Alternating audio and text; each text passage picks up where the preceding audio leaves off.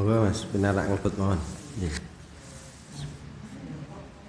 Kita mulai nggih, Bu-ibu nggih.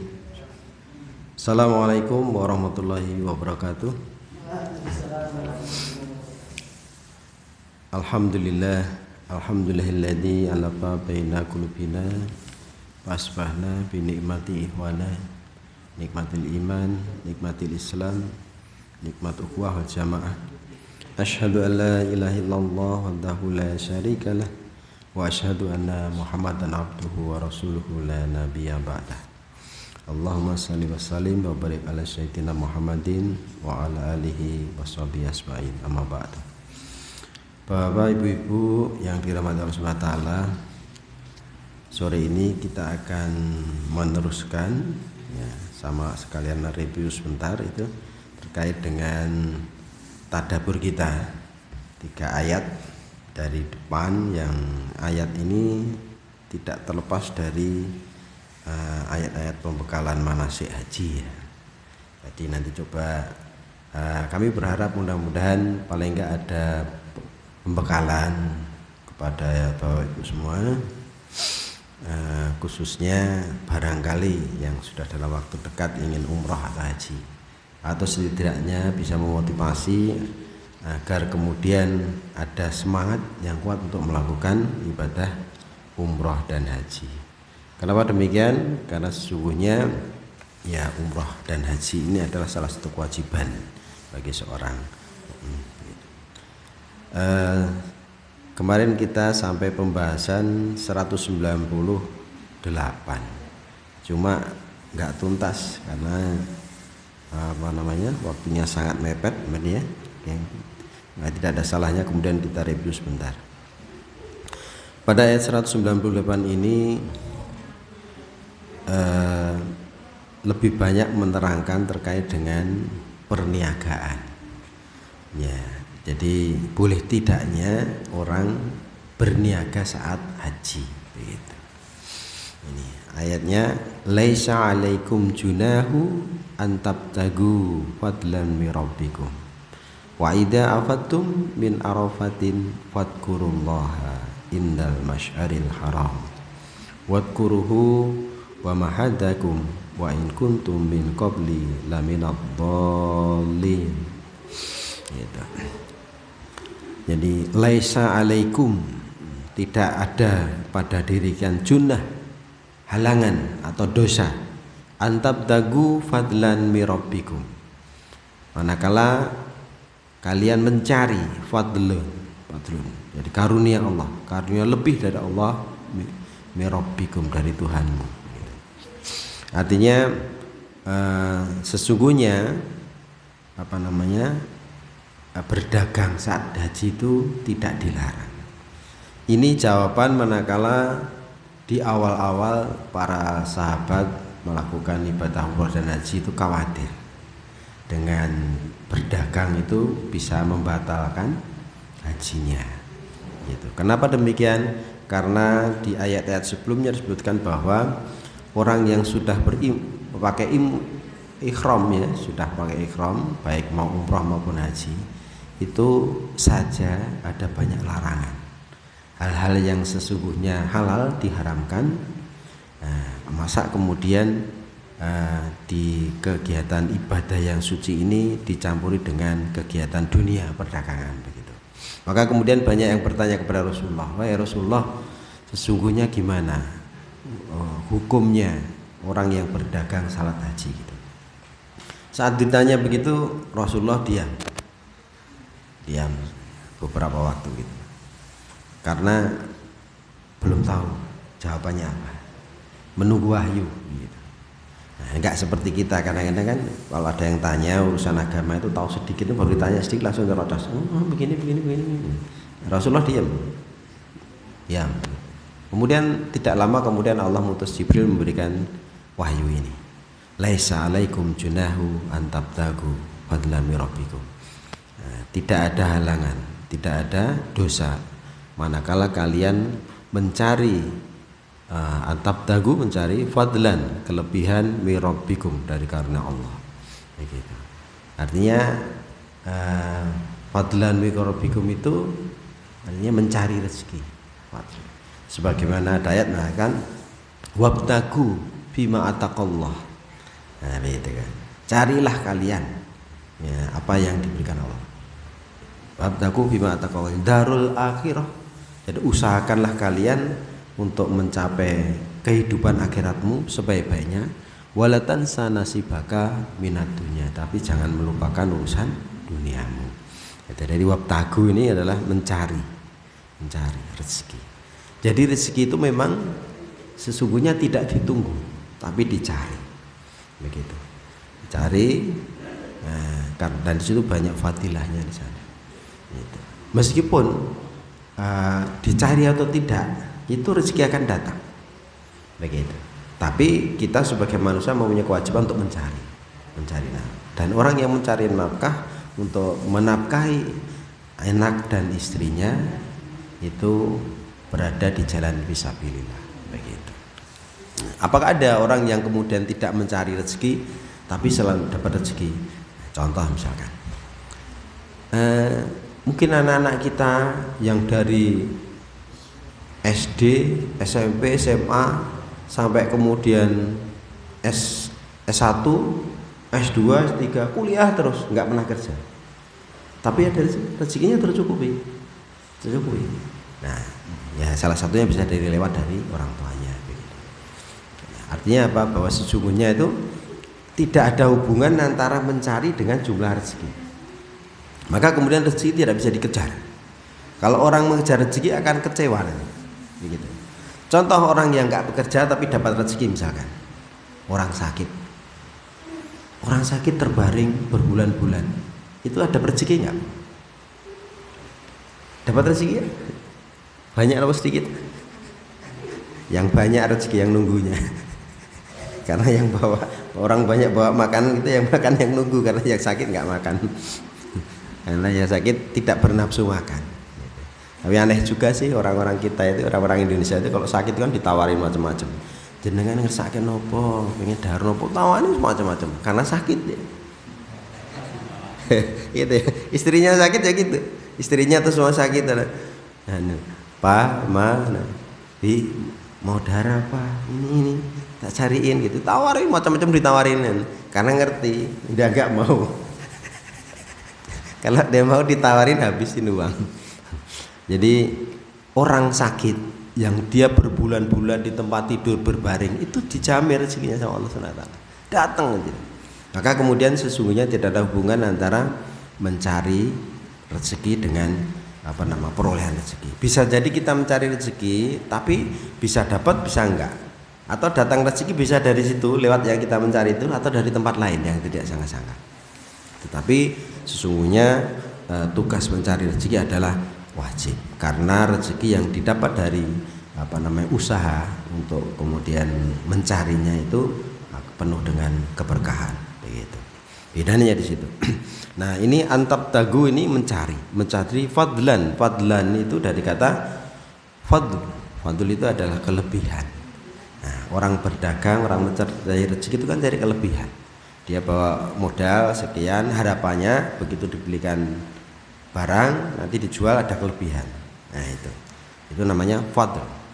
Kalau kemudian kita datang ke pengajian, ya kan, kemudian sudah dapat ilmu, kemudian sudah dapat pahala, disuguh lagi dapat makanan. Nah, itu namanya fadlan, kelebihan.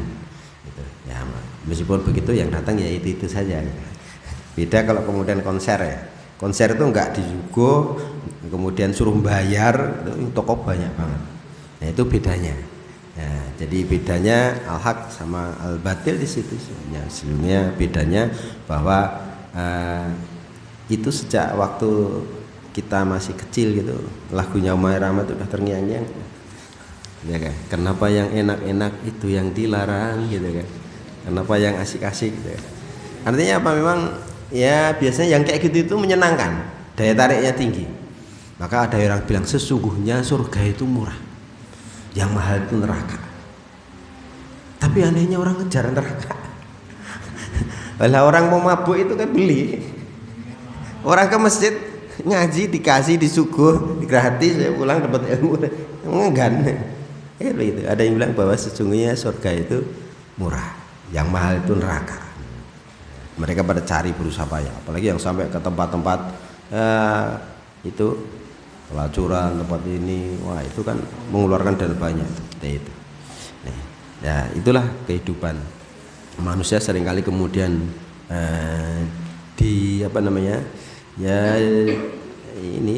diselokan gitu. Diselokan dengan sesuatu yang sepertinya indah padahal ya itu adalah yang banyak dilarang Allah dan tidak banyak manfaat begitu. Kembali kepada ayat laisa alakum junahu an tabtahu fadlan mi rabbikum fa idza afattum, dan apabila engkau sedang bertolak min arafatin, dari Arafah. Nah, jadi setelah dari Arafah kemana? Ada yang tahu? No, kemana Mas Keli? Ada yang tahu? Ke Musdalifah. Ya, betul, dari Arafah ke Musdalifah. Ya, jadi saat kemudian matahari tergelincir, ya, sudah mulai duhur gitu. Nah, kita langsung masuk Arafah. Arafah, kemudian kita berzikir dan sholat duhur, asar di sana. Ini itu. Dan syarat haji itu adalah Arafah. Semua rangkaian dari depan, dari belakang diikuti, Arafahnya ditinggal, nggak jadi haji. Al-Hajju Arafat. Gitu. Maka pernah suatu ketika sahabat bertanya, wahai Rasulullah, saya dari tempat jauh, semua gunung sudah saya lewati begitu, tapi saat sampai di Arafah sudah malam. Gimana ini haji saya Rasulullah? Kemudian Rasulullah bilang, kalau kalian sholat dan wukuf bersama kami dan di Arafah melihat Arafah sampai sebelum terbit matahari, berarti Anda sudah memenuhi syarat berhaji begitu. Nah, jadi di Arafah itu mulai ba'da duhur, nah, sampai terbenam matahari begitu. Tapi kemudian ada orang yang kemudian ya termasuk Rasulullah kemudian untuk antisipasi biar kemudian tidak terlambat begitu, maka Rasulullah itu sholat duhur asar di Arafah, tapi kemudian langsung ke maghrib, langsung ke Musdalifah. Beliau sholat maghrib itu di Musdalifah meskipun berangkatnya dari Arafah ke Musdalifah maghrib. Nah, maghrib tidak ada tenda, di lapangan terbuka. Jadi mabit di tempat padang lapangan terbuka begitu di sana. Jadi langsung kontak dengan alam begitu. Kalau hujan ya kehujanan begitu. Nah, yang ada tendanya itu Arafah sama Mina di sana. Nah, di Musdalifah di situ ini jadi bang di Musdalifah itu untuk mabit dari malam sampai nanti fajar, ya, fajar. Kemudian langsung ke Mina selama 3 hari. Nah, tapi riwayatnya ada suatu riwayat bahwa orang-orang dulu, orang-orang kafir Quraisy itu biasanya suruh mabit di Musdalifah itu enggan. Suruh wukuf di Arafah itu enggan. Kenapa? Karena Arafah itu sudah keluar dari wilayah haram, sudah keluar dari Masjidil Haram. Dia bilang, "Loh, ini tempat kita ini suci kok, di sini malah suruh keluar sana, sudah keluar dari batas." Begitu. Maka kemudian turunlah ayat ini, fa idza afattum minal arafati fadhkurullah indal masyaril haram. Itu. Nanti di ayat berikutnya summa afidu min haitsu afadun nas. Maka bertolaklah dari kebanyakan manusia bertolak. Nah, orang bertolaknya dari mana? Dari Arafah ke Mina. Makanya kemudian ini untuk kemudian menjelaskan bahwa Arafah itu ya wajib di situ. Harus dilewati. Itu menjadi intinya daripada haji di situ. Nah, kemudian faida awatum min arafati, nah, apabila faida awatu min arafati, apabila engkau sedang berada di Arafah, fadkurullaha indal mas'iril haram, maka menyebutlah nama Allah begitu. Nah, indal mas'iril haram wadkuruhu kama hadakum, sebutlah, ingat-ingatlah aku sebagaimana telah engkau mendapatkan hidayah. Artinya apa?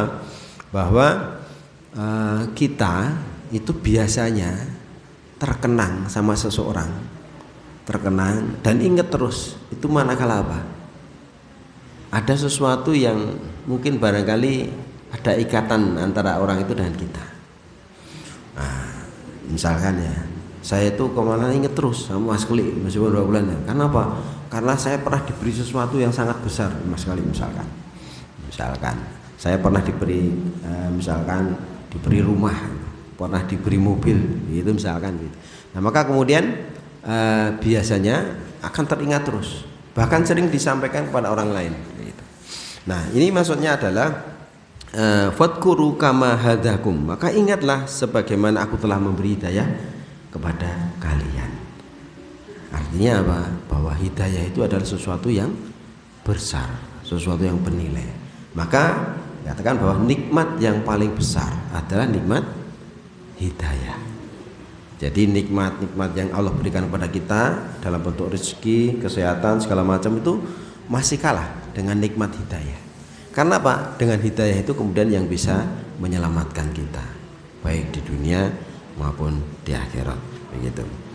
Ini. Wadkuru kama hadakum wa in kuntum min qabli laminad dhalibin. Meskipun in kuntum kalian min qabli sebelumnya berada dalam keadaan tersesat, dhalin. Nah, sebelum dapat hidayah tersesat. Nah, maka kemudian setelah mendapat hidayah maka bersyukurlah dan dzikirlah kepadaku, ingat-ingat terus kepadaku. Begitu. Ini. Summa awidu min haitsu afadhan nasu wastaghfirullah. Dan kemudian saat kemudian bertolaklah dari manusia bertolak kebanyakan, wastaghfirullah, mohonlah ampun kepada Allah. Innallaha, sesungguhnya Allah Ghafurur Rahim, Allah Maha Pengampun gitu. Ini. Jadi di Arafah itu biasanya orang pada banyak menangis. Hampir tidak ada jamaah haji yang tidak menangis di Arafah.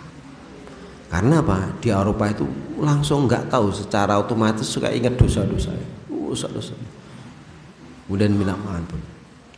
Makanya kemudian Arafah itu ada yang menafsirkan berasal dari ini apa namanya, irfid itu adalah mohon ampun, begitu. Nah, Arafah. Tapi Arafah juga bisa bermakna ini apa namanya, al-araf dari kata al-araf itu tinggi karena tempatnya dari ketinggian lebih tinggi. Juga Arafah itu bermakna kenal,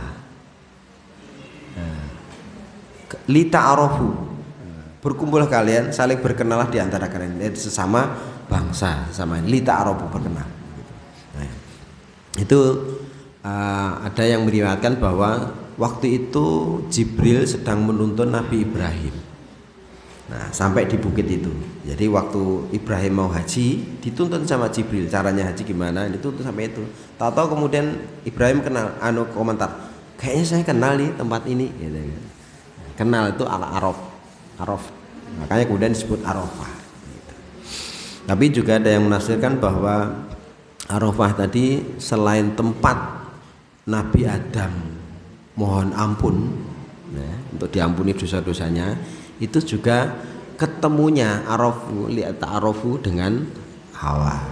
Adam ketemu Hawa di padang Arafah. Gitu. Arafah itu di bukit, di apa namanya, di lembah daripada bukit Jabal Rahmah. Jadi gunung kasih sayang. Gitu. Nah ini makanya kemudian Arafah ini banyak disebut sebagai tempat untuk memohon ampun, sebagaimana Nabi Adam di situ, Rabbana dzalamna anfusana wa illam taghfir lana wa tarhamna lanakunanna minal khasirin, itu dia ucapkan di Arafah. Gitu. Juga sebagai tempat apa namanya, Jibril mengantarkan Nabi Ibrahim di situ, Arafah.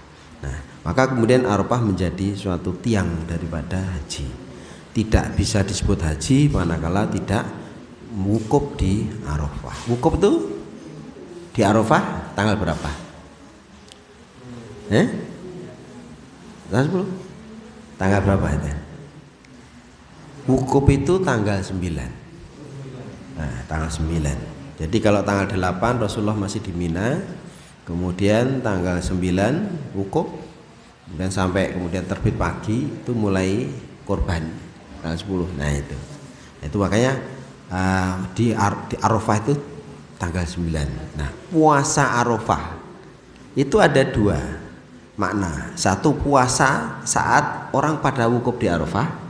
Yang kedua, puasa tanggal 9 Arafah. Begitu.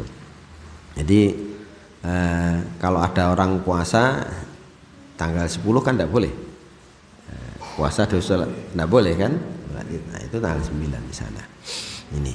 Jadi Rasulullah waktu itu begitu duhur langsung kemudian wukuf itu duduk di situ merenung gitu sampai duhur sampai maghrib itu merenungi segala dosa-dosanya segala macam mohon ampun pada Allah Subhanahu wa taala begitu. Nah, sampai maghrib. Begitu maghrib Rasulullah bertolak dari Arafah menuju Musdalifah di sana. Mabit kemudian sampai pagi. Nah, begitu pagi langsung ke Mina. Nah, di Mina itu selama 3 hari.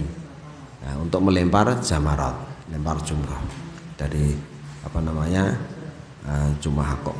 lempar di Jumratul Aqabah, Wusta, nah, seterusnya begitu. Nah ini rangkaian daripada manasik ibadah haji. Nah sekarang saya mau coba tanya nih. Ini ada hadiah buku nih bagi yang bisa jawab. Nah, saya tanya. Nah, ibu-ibu dulu ya. Bu mau tanya nih. Larangan kalau orang sudah pakai ada ihram kalau di dalam Quran apa aja? Nah, kemarin 3 hari, 3 sore, 3 hari ya. Kalau yang bisa jawab kita kasih. Ya, 1. Apa?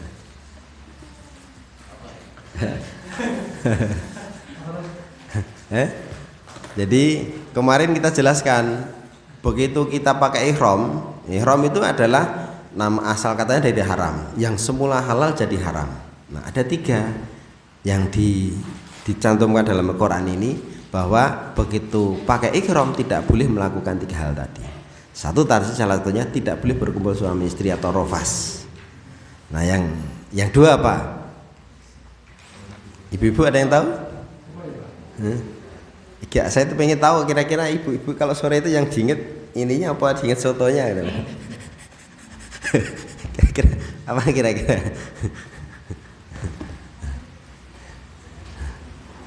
Tidak ada yang bisa. Tidak ada, berarti kita tulis dulu ya. Jadi kalau pedang dah ihram, kan? Lupa ya. Nah, lupa nanti saya berarti untuk mengingatkan lagi. Nah, ini ya. Jadi al-hajju ashurun, ya kan? Ashuru maklumat. Faman farada bihinal hajj, 1 fala ropasa, janganlah berkumpul suami istri, wala busuko, jangan mengucapkan kata-kata yang kotor, fasik, wala satunya apa? Jidala, janganlah berbantah-bantahan. Nah, ini wajib harus diingat ini. Kalau nggak tahu ini, ya bisa-bisa hajinya batal gara-gara ini. Ya. Dan ini banyak sekali kalau lihat di jamaah haji Indonesia. Ini seringkali dilanggar. Langgar. Kalau yang ropasa mungkin tidak kalau orang nggak kebangetan tidak melakukan lah ya hubungan suami istri. Tapi kalau yang rofas usuko wal jidal ini hampir kebanyakan karena mungkin nggak paham ini. Jadi kalau misalkan jenengan suami istri di sana berhaji atau umroh, nah misalkan Pak Budi gitu sama Pak Budi, nah delalah kan ada yang ketinggalan HP-nya, kamu HP aku hari Lah kok iso le mau kari itu sudah masuk jidal. Tidak boleh itu. Udur. Jidal udur. Wajadilhum bilati hiyal ahsan. Nah, itu orang diskusi udur kan? Orang diskusi udur. Nah, sesungguhnya orang diskusi yang diskusi debat kusir itu dosa, nggak boleh. Karena apa perintahnya? Wajadilhum bilati hiyal ahsan. Berdiskulah dengan baik. Tidak boleh kemudian menang-menangan ngotot-ngototan, itu namanya udur. Udur, debat kusir itu jidal. Nah itu kalau dalam haji tidak boleh, entah dengan keluarga, entah dengan teman sekamar, atau dengan siapa saja. Misalkan kebetulan sakit gitu, nah sakit, adalah antrinya banyak, situ ke Pak Dokter di Semayan dari tadi antri ngeyel-yelan, nah itu sudah jidal. Nah itu makanya saya ingatkan, ini tidak boleh dilupakan. Orang yang sudah pakai ihram ada 3 larangan yang paling baku, itu adalah wala rofasa, wala fusuqa, wala jidal. Ini maka pentingnya manasik haji di situ. Begitu. Kalau umroh bisa jadi kalau orang udah punya uang, ada travel nawani biru bayar, berangkat besok berangkat gitu. Tapi ning kono ini mbuh kena. Haji ya begitu. Haji ndelalah antrinya us nunggu-nunggu, pas begitu tahu-tahu didatengin Depak, Pak ini masih kurang kuotanya nih. Nah, ini jenengan bisa berangkat sini bisa nih. Ora siap apa-apa. Di sana haji gur ning kamar wae. Ya retok pahalane ya gur pahalane kamar. Begitu. Ini. Jadi pentingnya kemudian manasik di situ. Makanya kalau ada manasik haji, kalau perlu ikuti saya. Kalau di kita itu hampir sebulan manasik, dari Syawal sampai Dzulqa'dah itu biasanya. Bahkan nanti di perjalanan juga masih diikuti dengan dengan karomnya, dan diingatin begitu sana. Nek di umroh itu saking hati-hatinya pembimbing haji biar kemudian jamaahnya tidak batal, itu sampai dibimbing anak kecil itu, doanya dibimbing kon ngikutin gitu. Itu khawatir yang lewat. Maka kemarin kan disebutkan di ayat yang sebelumnya itu dikatakan bahwa wa atimul haji wal umroh, sempurnakanlah haji dan umrohmu begitu, lillah. Nah, kenapa disebut menyempurnakan? Karena ibadah haji itu ibadah yang sesungguhnya sangat rumit, ibadah umroh itu juga sangat rumit, tahapannya banyak, dan kemudian juga membutuhkan persiapan fisik segala macam di situ. Nah, ada peluang sangat besar kemudian terlupakan. Nah, kalau terlupakan menjadi tidak sempurna. Maka Allah mengingatkan, ini wa atimul hajja wal umroh lillah, sempurnakanlah haji dan umroh kalian gitu. Berarti ini nggak jadi dong. Tanya lagi sekarang coba. Nah, ibu-ibu saya mau nanya ibu-ibu, umroh itu hukumnya sunnah apa wajib? Ayo, sunnah apa wajib? Ada yang sunnah dan wajib, betul. Kalau yang sunnah menurut siapa?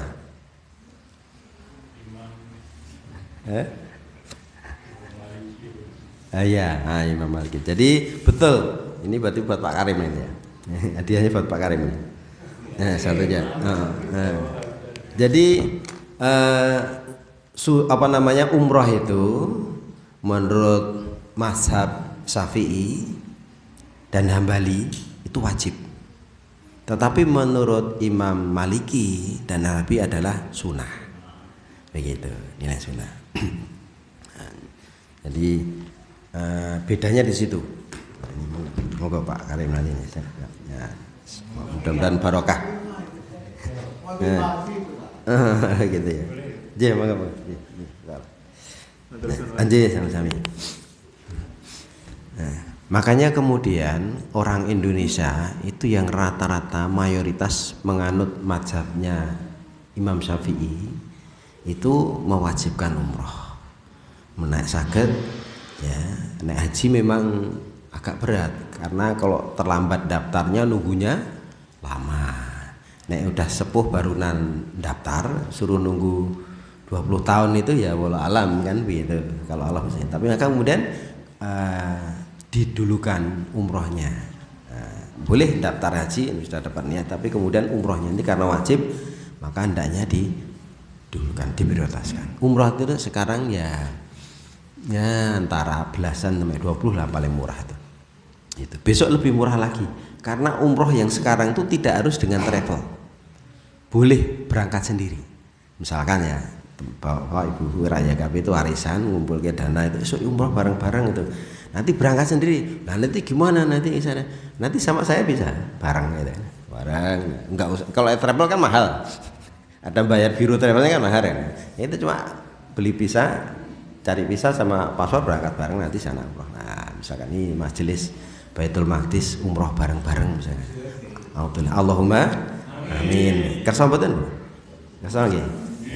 Murah 20 juta ini maksimal ya.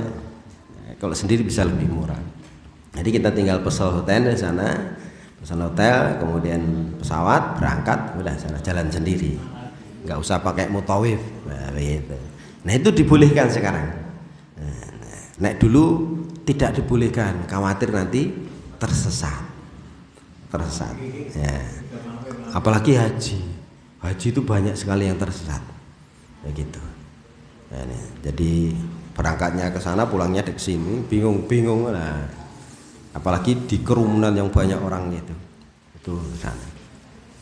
Nah, memang kelebihannya kalau pakai biro itu tadi ya dimudahkan, sudah ada yang ngurusi semua.